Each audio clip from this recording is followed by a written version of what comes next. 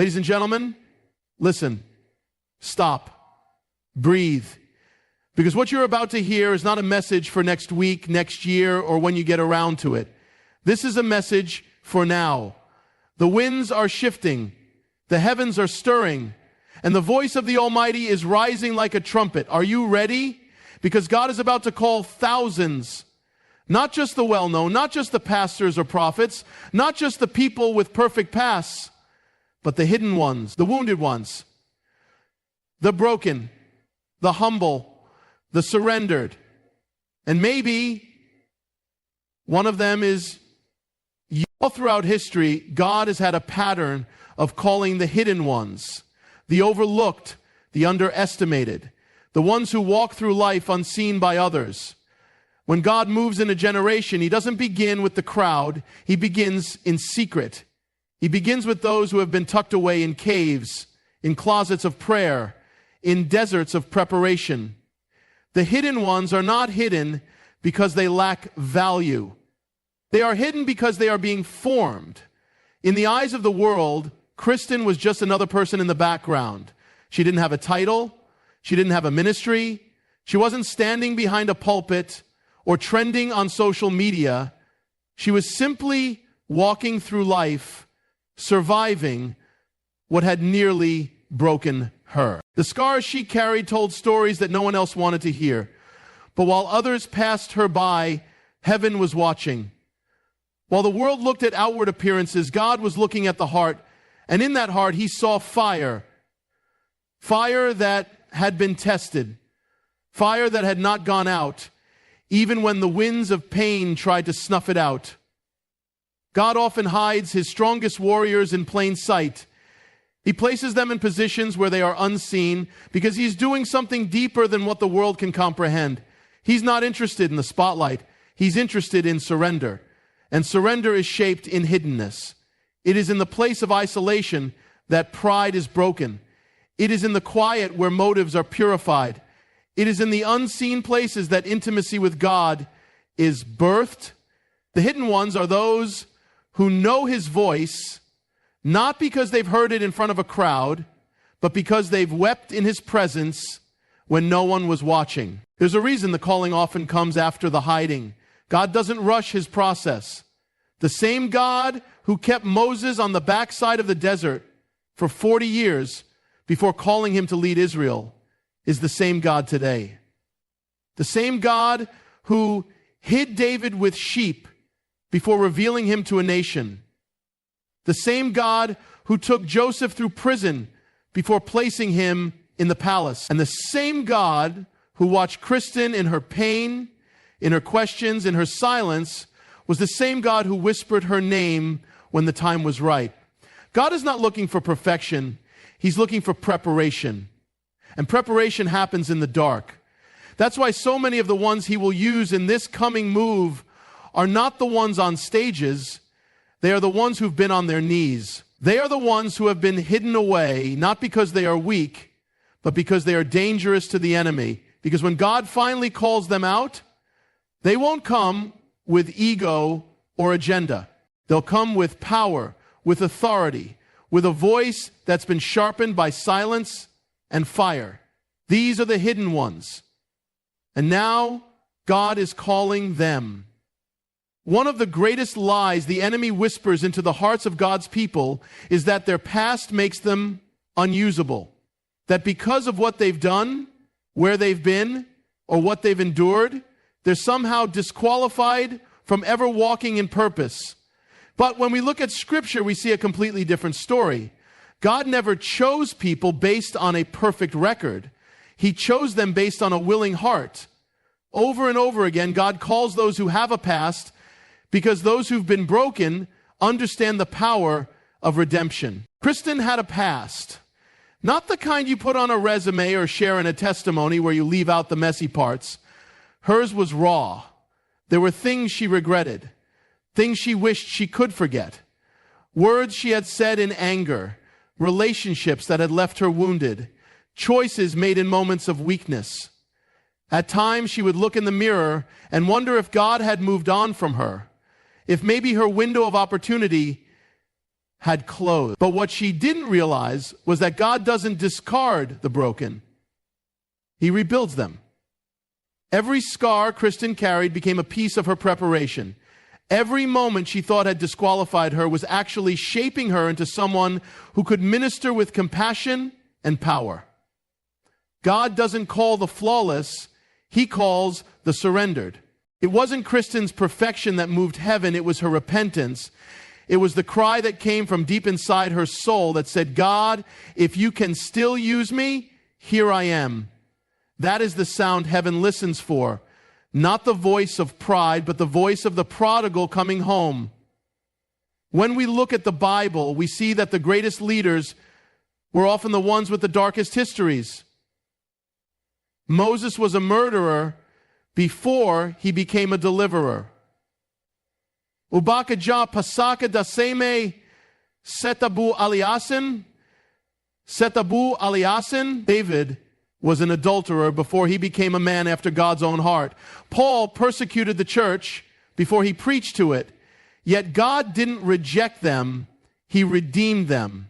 He took their stories, their wounds, their failures, and He rewrote them with grace. God doesn't erase the past to pretend it never happened. He transforms it so it can become a testimony of His mercy and power. Kristen's life was not over because of her past. In fact, it was her past that gave her authority. She didn't preach theories, she preached survival. She didn't speak from a place of religious distance, she spoke from the trenches. She had been there. She had cried those tears. She had fought through the guilt, the shame, the silence. And when God raised her voice, it carried a weight that only comes from walking through the fire and coming out alive. The enemy tries to convince people that their past disqualifies them because he knows the truth. Their past in God's hands is what equips them. God specializes in taking what was meant for evil and turning it for good. He doesn't need your resume. He needs your yes. Kristen gave him her yes, and everything changed. There is a mystery in the silence of God that many never come to understand. It is in those seasons when nothing seems to be moving, when prayers seem to echo off the walls, when the heavens feel like brass, that some of the deepest work is actually being done. Silence is not absence. Silence is preparation. When God is silent, He is not doing nothing.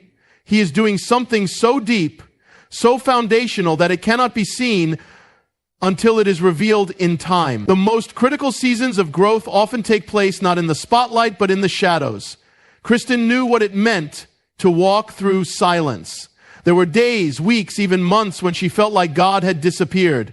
She would cry out, fast, pray, plead, and still no voice, no answer, no breakthrough. Her heart began to question. Had she failed too deeply? Had she missed her moment? Was she simply not chosen? But what she didn't realize was that heaven was not ignoring her. It was shaping her. God was not punishing her with silence. He was preparing her through it. In the silence, her dependency shifted. She no longer sought answers. She sought presence. She began to listen for whispers instead of waiting for thunder. The silence taught her patience. It taught her stillness. It stripped away her need to perform or prove and instead gave birth to surrender. God was removing the noise, the clutter, the distractions. He was tuning her ears, sharpening her discernment, teaching her to walk not by sight, but by faith. That kind of preparation cannot happen in public. It can only happen in the hidden place. Throughout Scripture, this is how God works. Before Joseph stood in Pharaoh's courts, he sat in a prison, seemingly forgotten.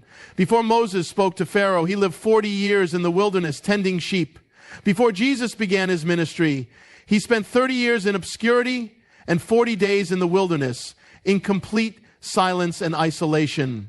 God prepares His greatest vessels in the quiet, away from applause, away from attention, because if you can carry the weight of silence, you will be able to carry the weight of glory. Kristen's silence became sacred. What once felt like abandonment now felt like consecration. She began to realize that God was not delaying, He was deepening. He was deepening her roots so that when the storm came, she wouldn't be shaken. He was deepening her character so that when the platform came, she wouldn't be destroyed by it. He was deepening her love so that when the people came, she would serve them with humility, not pride. And when the silence lifted, she emerged different, quieter, stronger, wiser. She hadn't just been waiting, she had been prepared. Many people mistake God's silence for distance. But for those who have ears to hear, silence is actually the evidence of God's nearness. It is the moment before the unveiling, the pause before the trumpet. It is the soil where purpose grows, where identity is clarified, where destiny is born. God doesn't rush preparation because what He is building in you is meant to last. Obedience is not just an act, it is a trigger. It's the catalyst that sets heaven in motion. There are moments when God is ready to move, when promises are prepared and doors are waiting to open, but nothing happens until one thing takes place. Someone obeys. Obedience doesn't wait for understanding. It doesn't require perfect timing or ideal conditions. It simply says yes when God says move. And that yes carries the power to shift things in both the natural and the spiritual realm. Kristen didn't feel strong the day God called her. She didn't feel ready or qualified. She felt small, unsure, and unworthy. She could have ignored the whisper. She could have hesitated, made excuses, or asked for more signs. But something in her had been prepared in the silence. She had learned to recognize the voice of God even when it came without fanfare. And in that moment, with no audience watching and no confirmation yet in sight, she made the choice to obey. The obedience didn't look dramatic. It was simple. She stood up. She opened her mouth. She said yes. And the moment she did, the spiritual atmosphere around her shifted. What she didn't see was that her act of obedience became a signal to heaven. God had been waiting, not because He was uncertain, but because He always honors free will. The kingdom does not override our choice. It partners with it. This procedure does not make our choice. It partners with it. When Kristen obeyed, it was as if the gears of divine purpose began to turn. The assignment that had been hovering over her life suddenly had permission to land. Obedience always precedes movement. When Peter stepped out of the boat, it wasn't his boldness that held him up. It was his obedience. When Abraham left his homeland, he didn't have a map, but he had a command. When the widow poured out her last jar of oil, she didn't know that obedience would multiply what she gave. The movement of God is often released in response to acts of faith that seem small or insignificant. But in heaven, obedience is never small. It carries the weight of eternity. Kristen's obedience didn't just impact her, it created a ripple effect. The moment she stepped into her calling, others began to awaken. Her voice gave others permission to believe again. Her faith stirred sleeping hearts. Her yes became a doorway for many others to walk through. This is the mystery of obedience. It rarely ends with you. It becomes a seed planted in the soil of generations. What began as a personal act becomes a prophetic movement. God doesn't ask for understanding before obedience. He asks for trust. And it's in the trusting that the miraculous unfolds. Kristen didn't know where the path would lead. She didn't have all the answers, but she had a word from God. And when she acted on it, all of heaven backed her. The power wasn't in her ability. It was in her surrender. Obedience was the key that unlocked the next season, the next level, the next move of God. There are moments in history when time slows down, when it seems like the world is coasting, waiting, watching. But there are other moments, rare, holy moments, when time accelerates, when everything begins to align, when heaven signals that something is about to break. We are in such a moment now. The clock in the Spirit is not ticking slowly. It's racing. The time is urgent. And those who are sensitive to the voice of God can feel it in their bones. Something is shifting, something is coming, and it won't wait for convenience or comfort. Kristen began to sense it before she fully understood it. There was a stirring, a weight in the air. The ordinary no longer felt ordinary. Each day felt like it carried more pressure, more meaning, more intensity. It wasn't anxiety, it wasn't fear. It was the call of destiny knocking louder than before. God was summoning her to step out, not tomorrow, not when she had more clarity, but now. Delay was no longer an option. What once would have seemed premature now felt late. There was an urgency in her spirit that couldn't be ignored. This is what happens when heaven begins to move on the earth in a fresh way. God starts waking people up. He begins to disrupt routines, shake foundations, unsettle the ones who have become too comfortable. Not because he is cruel, but because he is calling his people into position. When God is ready to move in power, he always prepares the ground first. He warns, he whispers, he presses, and then he calls. Those who hear the call must be willing to respond immediately, because the window won't remain open forever. Scripture is full of urgent moments. When Noah built the ark, he didn't have time to delay. When the angel warned Lot to flee Sodom, lingering would have meant death. When Jesus called his disciples, they left their nets immediately. There are calls that come with no countdown. When they arrive, the only correct response is to move.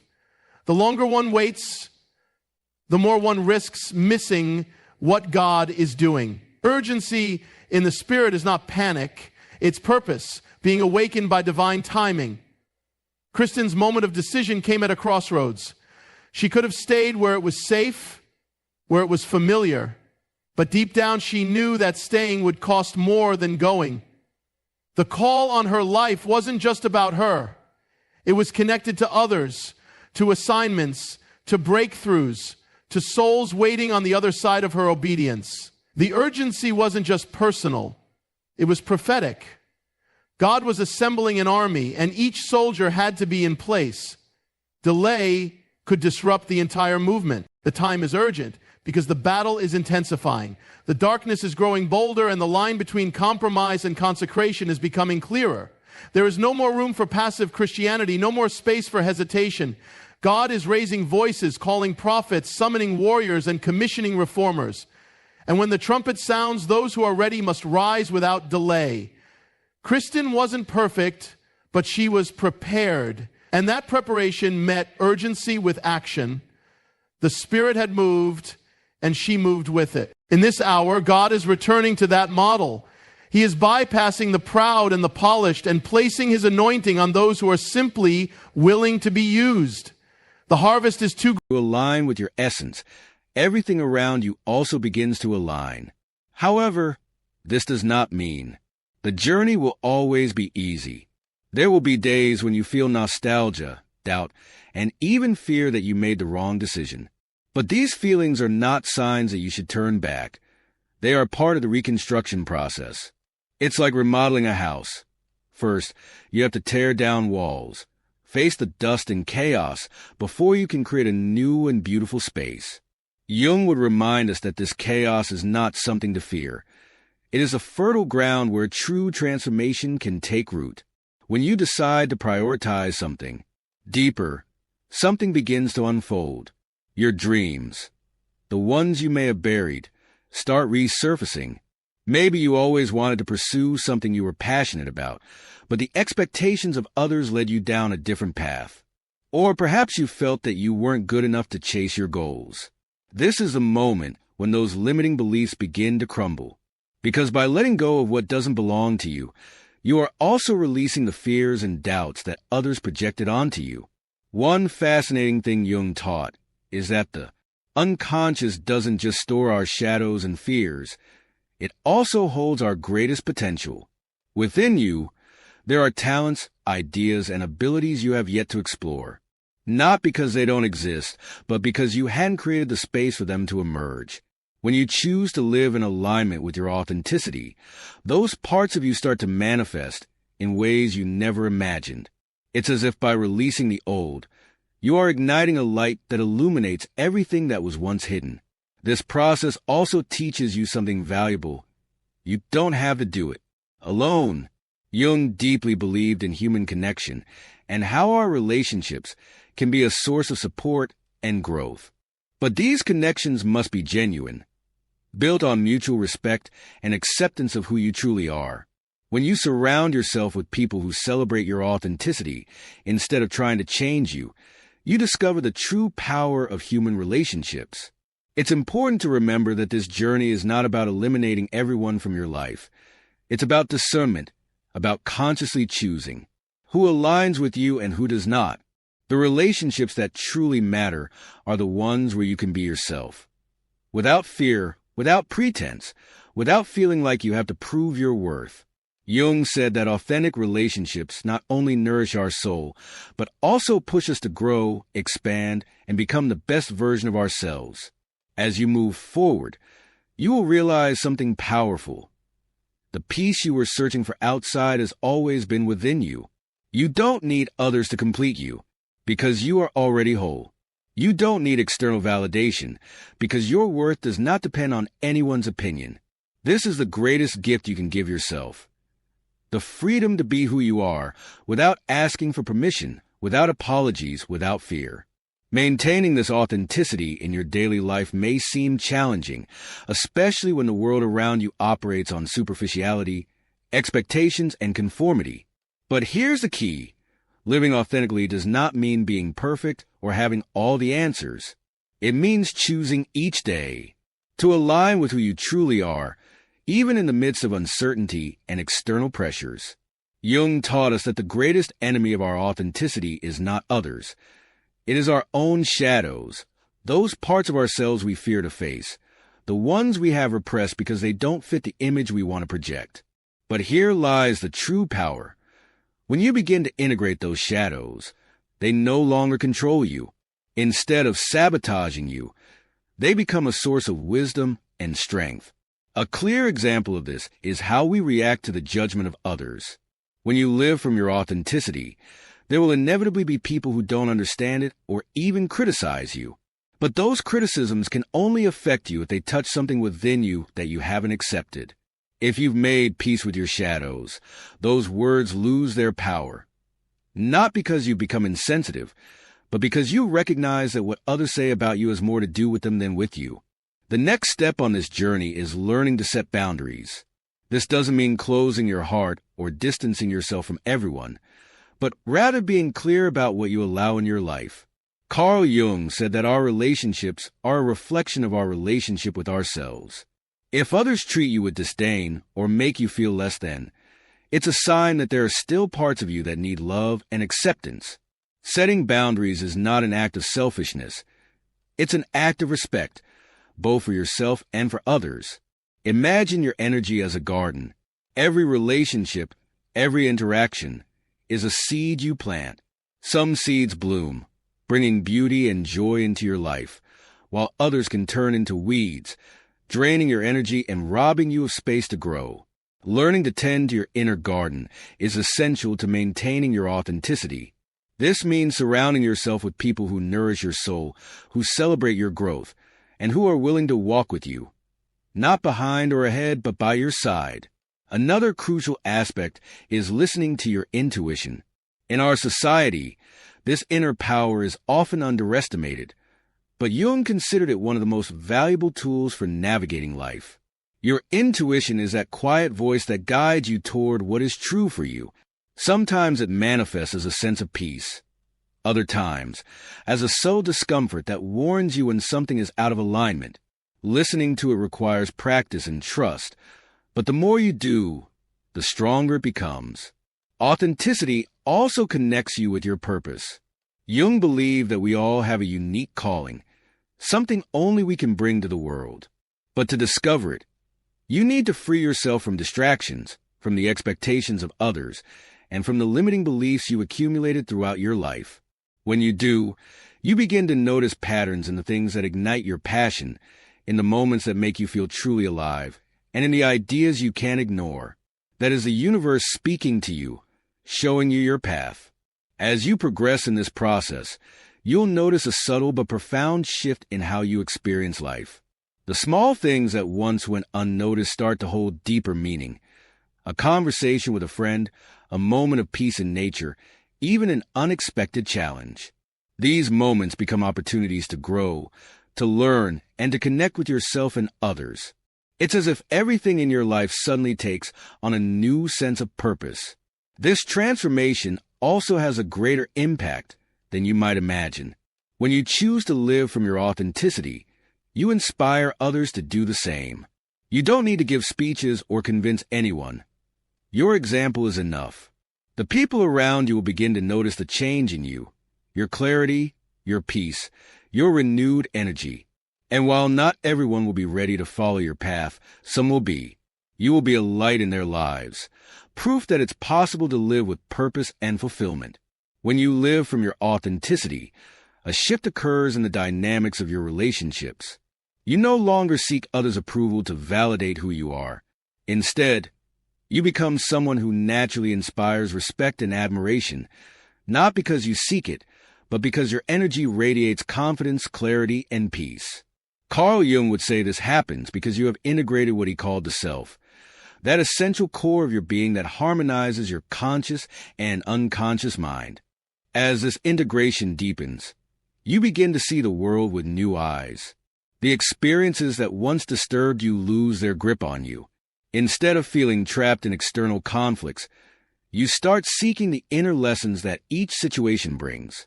It's a subtle but transformative shift. You stop reacting to life and begin responding from a place of calm and wisdom. This new perspective does not mean that life becomes perfect or that challenges disappear.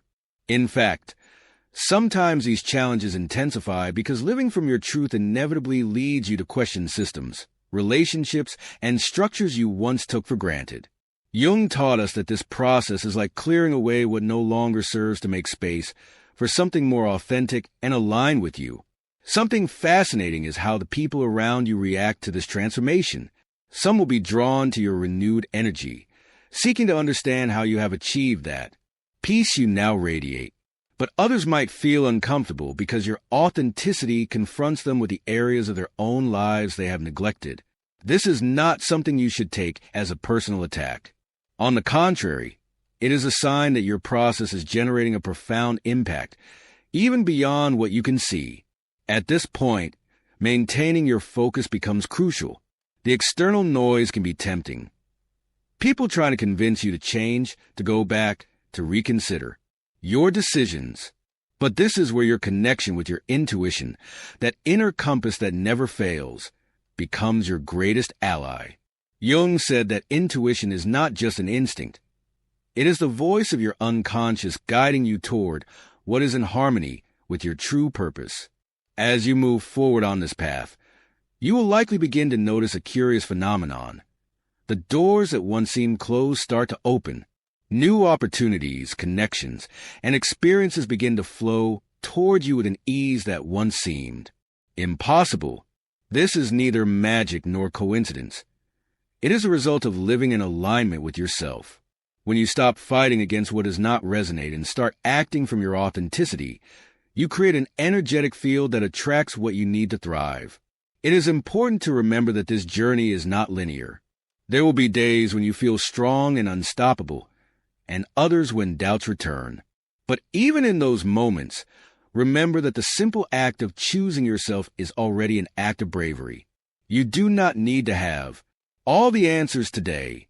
The only thing you need is the willingness to keep walking, to keep exploring, and to keep trusting that you are exactly where you need to be.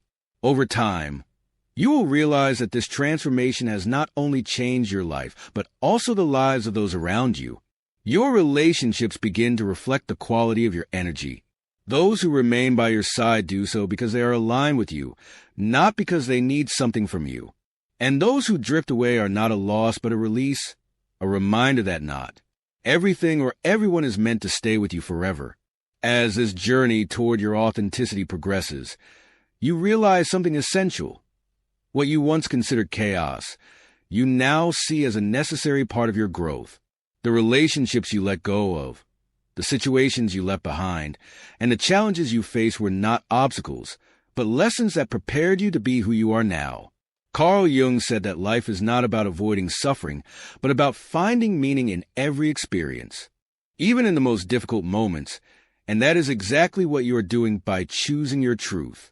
This path not only transforms your relationship with yourself, but also with the world around you. When you decide to live from your authenticity, you become a beacon, an inspiration for others. You may not notice it at first, but there are people watching your evolution. People who need that reminder that it is also possible for them. Your courage in choosing yourself shows them that there is another path, one where peace and purpose are not distant dreams, but achievable realities. And this is where your impact expands. Every decision you make, every step you take towards your authenticity, creates a ripple effect. It will inspire others to reflect, to question themselves, and perhaps to make their own transformative decisions. That is the beauty of this journey. It not only changes your life, but also touches the lives of those around you in profound and meaningful ways. Now, I want to invite you to take the next step. If this message resonated with you, if something within you stirred while listening to these words, do not ignore it. This could be the beginning of a change that transforms your life. But you do not have to do it alone. Share this video with someone who you feel needs to hear it. Someone searching for answers or struggling with similar doubts. Never underestimate the power of a word, an idea, or a message shared at the right moment. It could be exactly what that person needs to take a turn on their path. Let me know which part of this message touched you the most. What reflection stayed with you? What decision are you ready to make? Leave your comment below. I want to read your story, your thoughts, your dreams. Your words not only inspire me to continue creating content like this, but they also help this message reach more people. Our community is what keeps this conversation alive, what amplifies this message and brings it to those who need it most. If you have not yet done so, subscribe and turn on the notification bell so you do not miss any of our upcoming videos. Every interaction, every comment, and every subscription is not just support for the channel. It is a way to expand this message and build a community where knowledge and authenticity are at the center. Together, we can create a space where more people discover their true potential and find the tools to live in alignment with their truth. Change begins with you, but it does not end there. Every small act, every decision, has the power to transform not only your life, but also the world around you. Thank you for being here, for listening, and most of all, for taking the first step toward the life you have always deserved. See you in the next video. Be authentic, be brave, and never stop seeking your truth.